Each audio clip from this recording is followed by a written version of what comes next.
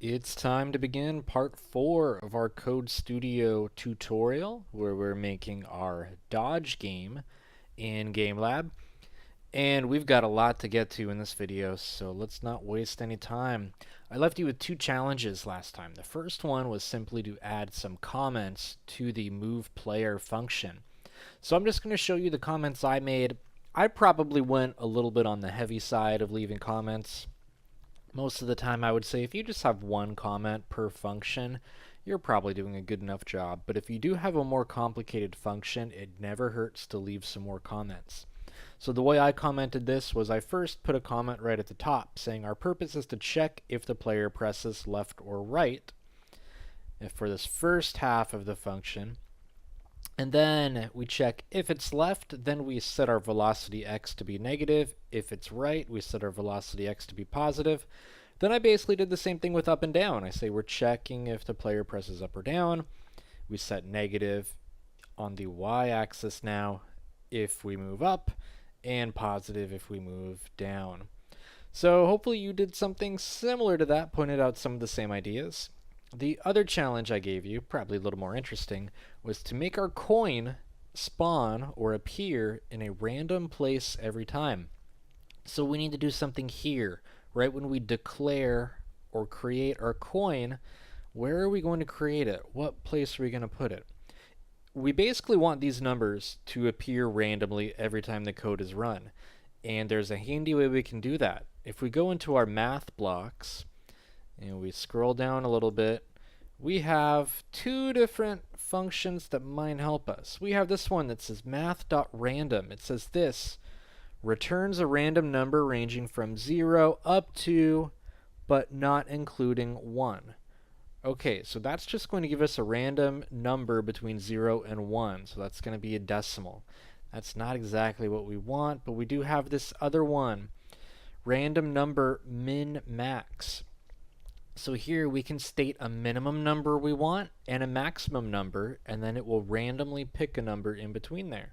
So let's grab this block. Let's put it right here where we'd give our x coordinate.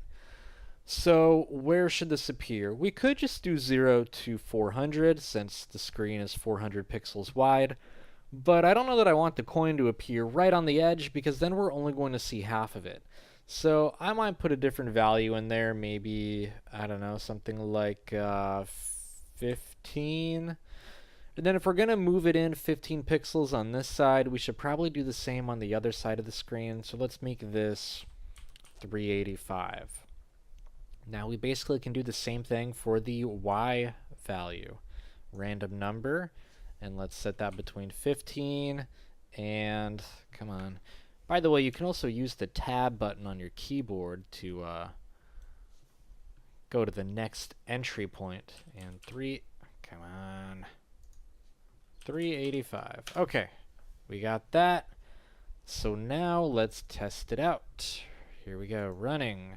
Alright, so our coin, not over us anymore, it's up in this corner. Next time we run it, it should be somewhere else. Yep, down in the bottom right. Let's check it again. Over on the left side now, good. So it really is appearing all over the screen. Back to the right side. Right side again, I hope it's appearing everywhere. Okay, back to the left. I think our code's working fine. Yeah, it's appearing in random places. So we've got that challenge completed now. Alright, one more time. Let's remix our project. So I'm going to rename it again. And now we're starting part 4. Things are about to get serious, if they haven't been already. No, they haven't? Okay. Alright. I like to imagine you're talking to me during these videos, probably telling me how annoying I sound, but you know, whatever. So we're going to go over a big, heavy concept today, and that is the concept of collisions. Collisions are used in almost every single game you will ever play, from Mario Brothers to Fortnite. Everything has collisions. Basically, what a collision is it's when two objects in the game touch each other or collide. Every game object does not have to be able to collide. As it is, a sprite is just a picture. But what Code Studio is doing is it's also giving that sprite a collision box. So similar to this picture, if you imagine that You can see this little robot guy in the background. If this is our sprite, this program has drawn a circle around it that's representing the collidable area, or where we can have a collision. So if another object were to touch right here, notice it's not actually touching the sprite, but it's still touching this collision area, so the computer would recognize that as a collision and do something from that. Even in more complex 3D games, you still have collision boxes. It can be as simple as just drawing a square around our object, which is basically what we're going to be doing in our game. But in a lot of 3D games, you'd actually have separate collision shapes around each part of your character's body, especially common in those first-person shooter games, so that it differentiates if you shoot someone in the head versus in the leg. It's going to create some different behavior. So what these collision shapes do basically is this. Imagine we have two collision shapes represented by these squares, and if they move closer together, eventually, bam, they touch. So now the computer is recognizing there's a collision, and when there is a collision, we're going to run some special code that we set. Every time the computer detects it, it'll execute this code. Not touching, we don't run the code. As soon as they touch, instantly we run whatever code it is we're trying to run. So let's start this. This is going to be important because I want to bring up one big problem with our game. Alright, I'm moving my character. Going over to the right, going over to the right. Uh-oh, where'd I go? You think I'm going to show up right in the same spot, right? Wrong, I'm coming up a little higher now. Woo, going up over here. Yay. Where am I going to show up again? Oh, where am I going to be? Oh, look, I'm over here. Okay, so enough of my silly wannabe comedy. You can tell the problem is that we can move our player off the screen, and that's not good for a game. We want to keep the player where our player can actually see what's going on. We don't want them to go off the screen. Now, there's a few ways we could do this. If we were going to do this the fully manual way, we would go into our move player function, and we would create even more if statements. Basically, we would want to check if our player reaches the coordinate, the position, all the way on the left, then we would want to stop our velocity going in that direction. Same thing with the top, the bottom, and the right side. That's a lot of code, and Code Studio actually has a much easier way we can do this. So what we're going to be doing is we're under the World tab right now, and we want to look for something that is called something. Where is it? Okay, seriously. Am I just going crazy? Oh my gosh. I'm going crazy. Oh, it's because I'm in the wrong spot. Don't laugh. We want this. Create edge sprites. What this is going to do, by the way, with any of these blocks of code, when these little bubbles come up, if you hit see examples, it's going to bring up some more information about it. And this is handy to start looking at. This says it creates 4 sprites just off each edge of the screen, and a group called edges containing the 4 sprites. Okay, so basically what this is saying is that it's going to draw sprites that are just off the screen, all the way around. And these sprites are going to have the same collision properties that we can assign to any other sprite. That means we can detect if our player sprite hits one of those edge sprites, and if it does, we can tell it to stop moving in that direction.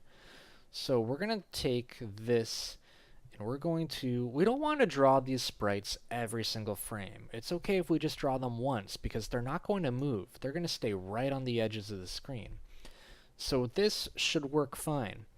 We're not quite done yet, though, and I want to show you the example again. So if we look at how they're using this, in their example, they are, let's see, first they create the edge sprites, then they have their other player sprite. They're setting the velocity. Now we need to detect if we're going to touch.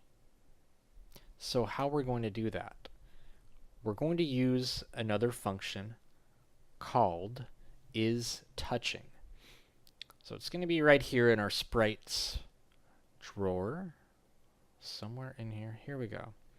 Now we have several different ways that we can handle the collision. The one we're going to want in this case though is called is touching, and then it says target. We're going to end up drawing this or putting this into our move player function. It does not want to move there for me. It's going to make me do more. All right. Before we can really drop that in though, we're going to need one more thing. We're going to need, you guessed it, another if statement going in right there. So, what we want to test for, we want to check if, and their player is touching, is what we want to say. If our player is touching something, well, what is it we want to touch? There's another thing here. I'm telling you the wrong things, aren't I? This has been a hard day for me, if you can't tell.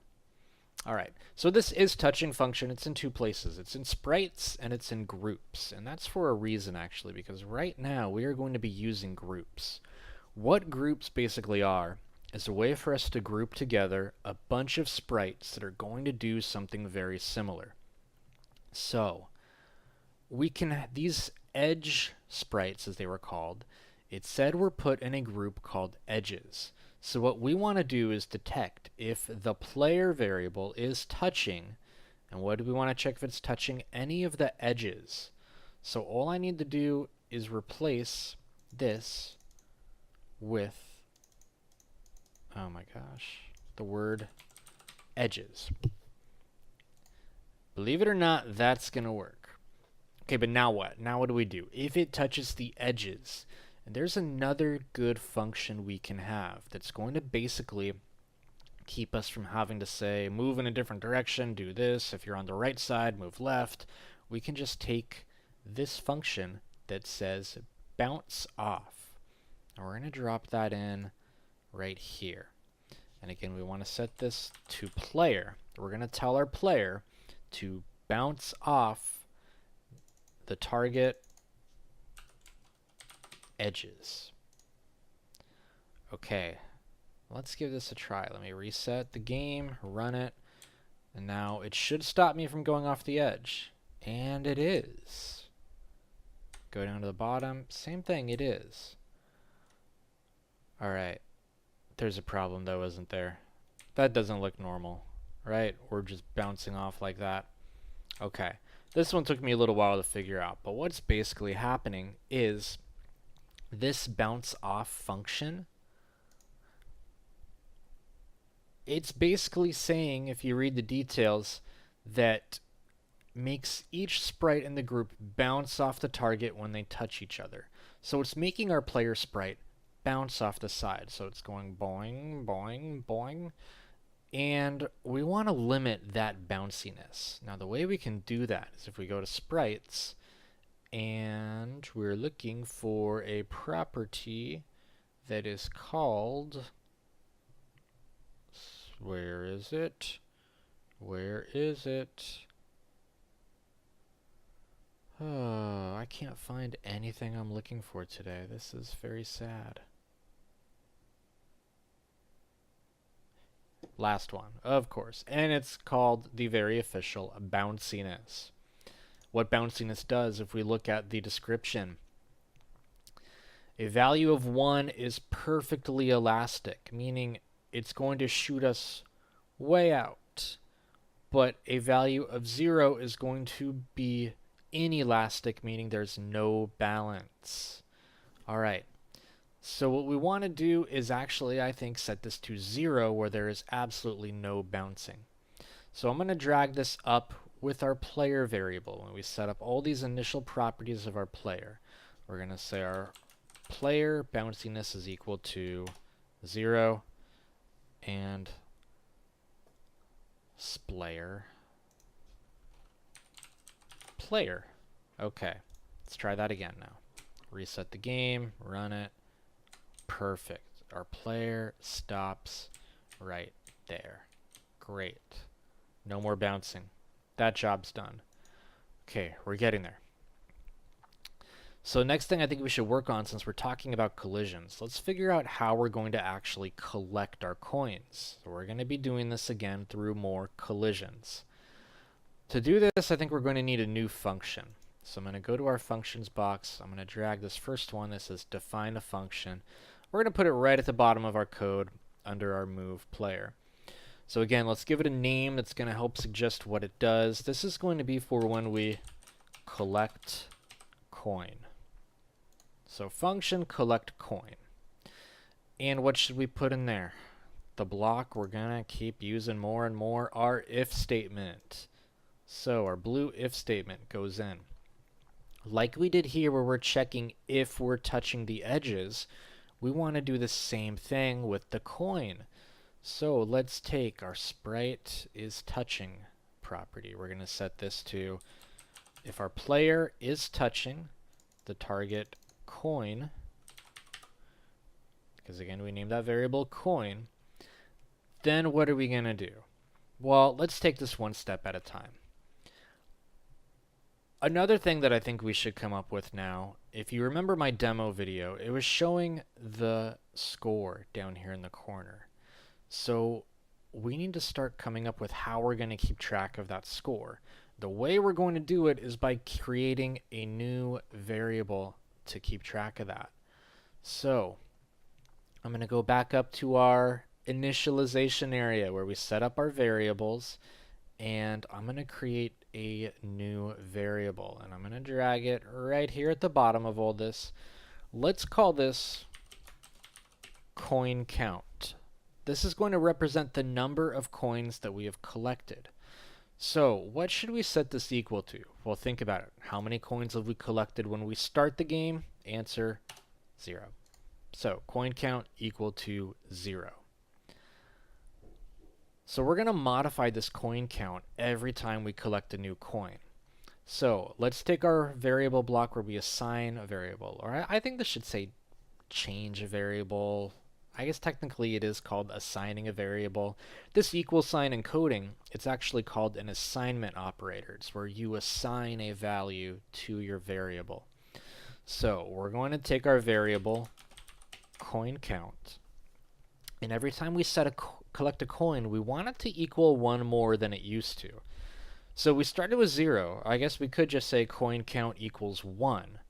But then the problem is every time we collected a coin, our coin count would end up equal 1. It wouldn't go up to 2, 3, 4. It would just stay that way.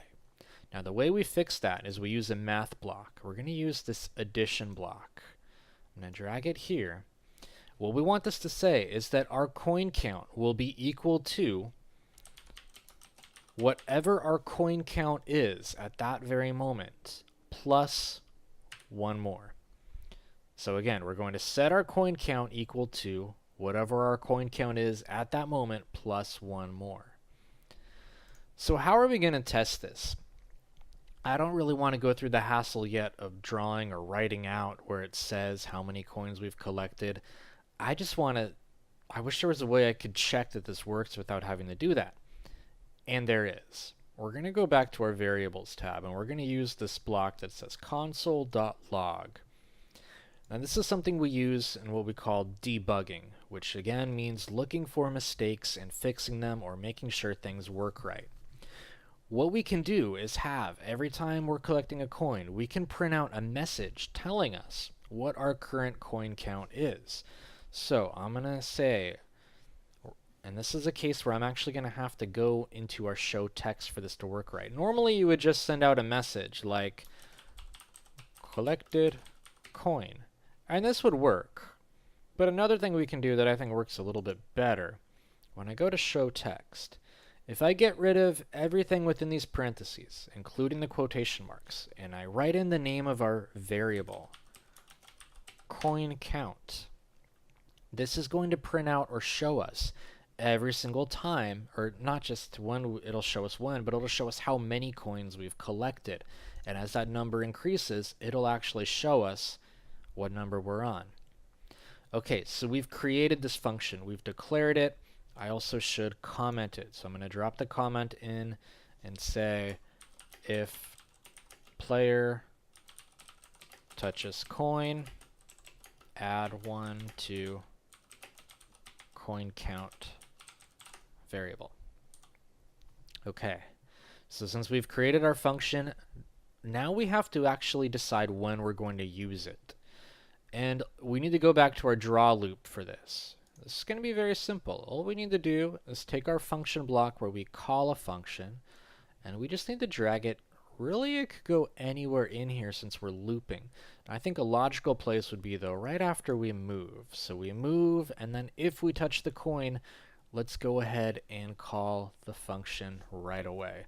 So we called this collect coin. And okay, all our warnings off the side went away. Let's see how this works. Alright, so let's move, let's collect it. Look what's happening on our screen here. All of a sudden, all these numbers are showing up. Wow, we're getting a lot of numbers right now. Why is that happening? Well, if I move the player up a little bit, it stops. So what's happening is every single frame that the game runs where we're touching our coin, it's adding 1 to our coin count. So good news is we know our function is working. We're adding to our coin count. The bad news is we need to now figure out how to make this coin respawn or go to a new position as soon as we touch it. We only want to collect 1 coin. So here is your challenge. I want you to figure out how you can make the coin respawn in a random location when the player touches it. As soon as the player touches it, right away, it should add to our coin count and then move to a new random location on the screen. A hint for how you're going to do this. You're going to want to add some code into this collect coin function we've already started. Look back at how we decided where the coin was going to initially spawn and keep that in mind to help you figure out what should happen here. Alrighty, this was a long one. Thanks for sticking with it. Good luck on this challenge, and I'll see you in the next one.